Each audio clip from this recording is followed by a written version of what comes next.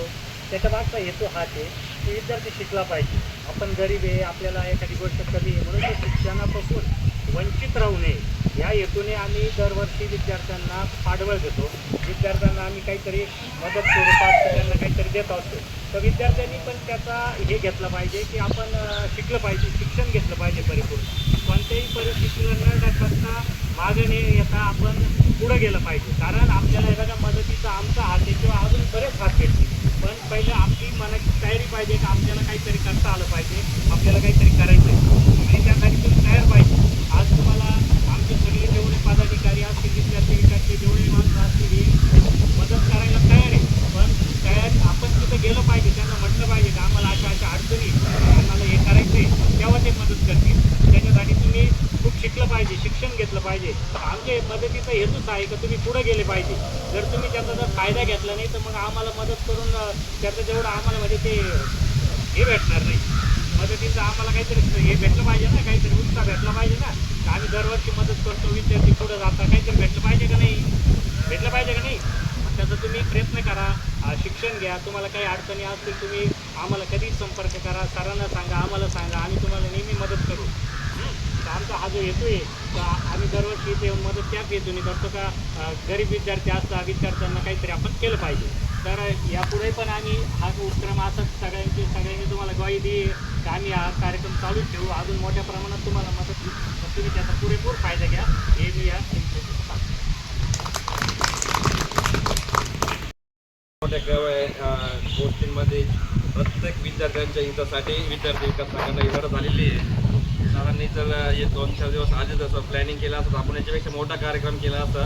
विद्यार्थी म्हणजे विद्यार्थ्यांना चांगल्या मोठ्या प्रमाणात वस्तू वाटप केलं असतं. पण सरांनी आता हे ऐन वेळेस म्हणजे थोडक्यात म्हणून हा कार्यक्रम पार करतात. पण इथून पुढे एक विद्यार्थी विकास संघटनेच्या वतीने आम्ही आपल्याला आश्वासित करतो की यापेक्षा पुढच्या वर्षी आम्ही नक्की याच्यापेक्षा मोठा कार्यक्रम किंवा मोठ्या प्रमाणात आम्ही शालेय वस्तू वाटप करू याची आम्ही विद्यार्थी विकास संघटनेच्या वतीने ग्वाही देतो.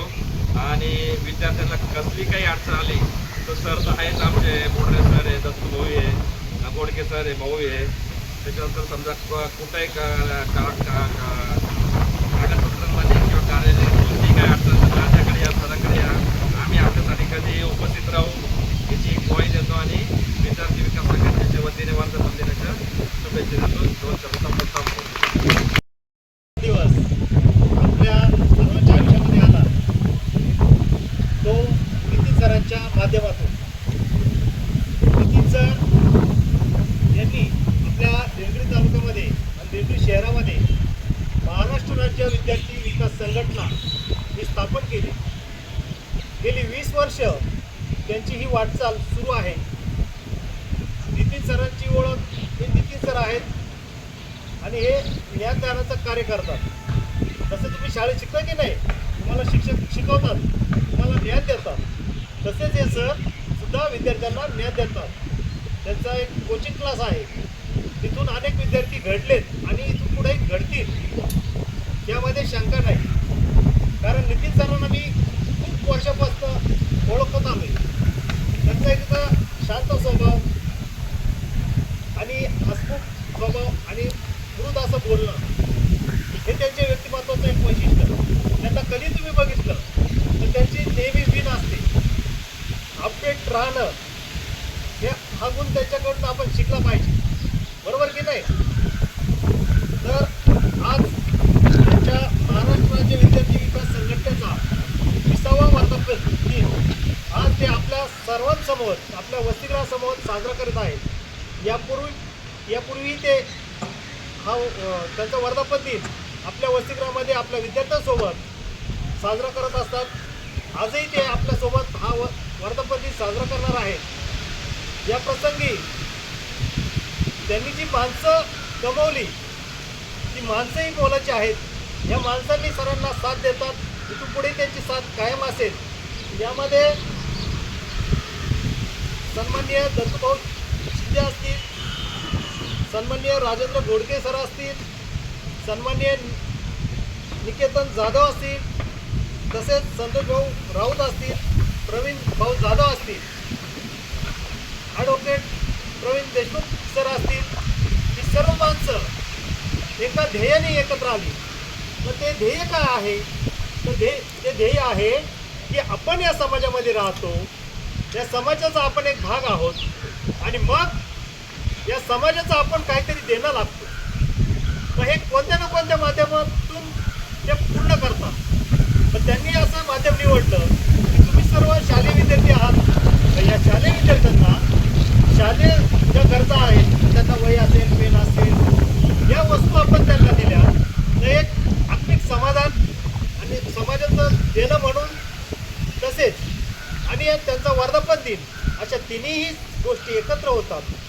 आणि म्हणून ते नेहमी प्रत्येक वर्धापन दिन आपल्या वसतिगृहामध्ये येऊन साजरा करतात. मी आलेल्या सर्व सन्माननीय व्यक्तींचं वसतिगृहाच्या वतीनं मनपूर्वक स्वागत करतो व आभार मानतो. आभार यासाठी की आपल्या सर्वांचे हात सदैव आमच्या पाठीशी आहेत आणि राहतील.